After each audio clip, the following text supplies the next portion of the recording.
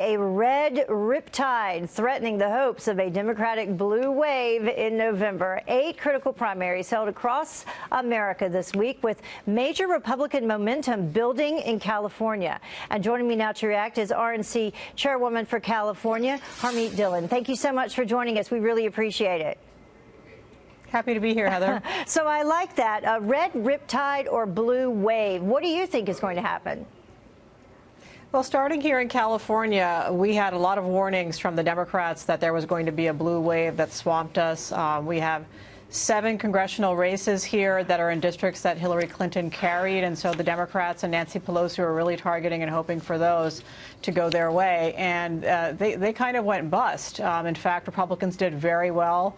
Our voters turned out in much greater numbers and percentages across California than the Democrats did, and that theme is actually carried out in the other states as well. And we've had very high enthusiasm amongst Republicans, coupled with, you know, after many months of Democrats just complaining about the president but not having their own agenda, their voters didn't turn out. So it's actually looking pretty good for us. And that's interesting because if you listen to what people call the main news stream media, they talked a lot about Democrats turning out. Democrats are going to turn out in huge numbers. Do you think that this will keep up with Republicans as we head towards midterms, more Republicans heading out? And why do you think more Republicans are heading out to the polls?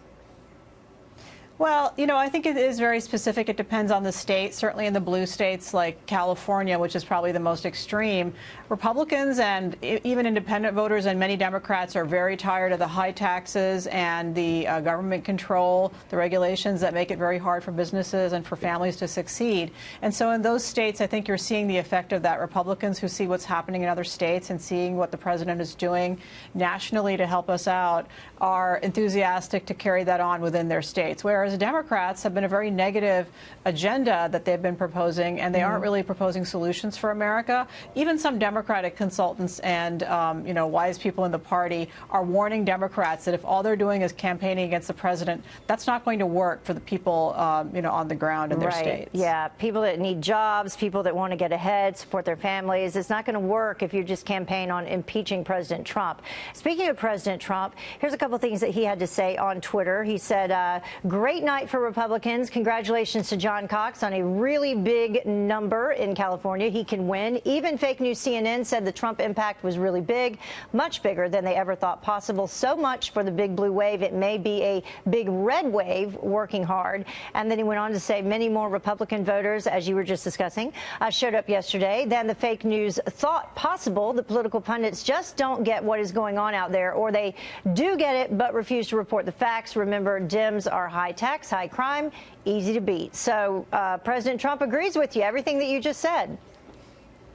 Yes, absolutely. And, you know, we have to be vigilant as Republicans. We have double the number of retirements than Democrats in Congress, and so we have double the number of seats to defend, and so we can't rest on our laurels. But we have significantly higher number of pickups on the Senate side as well. And when you have Democrats in these high-tax states like California pushing more taxes, more regulation, government single-payer health care as their agenda, Americans are really alarmed about that, and so, you know, we're very happy to see the turnout. And, you know, even at the top of the ticket, like you said, in California, we have a contested race there, but there are contested races in some of those other states that had primaries this week, where Republicans may pick up the seat. And, you know, newer faces.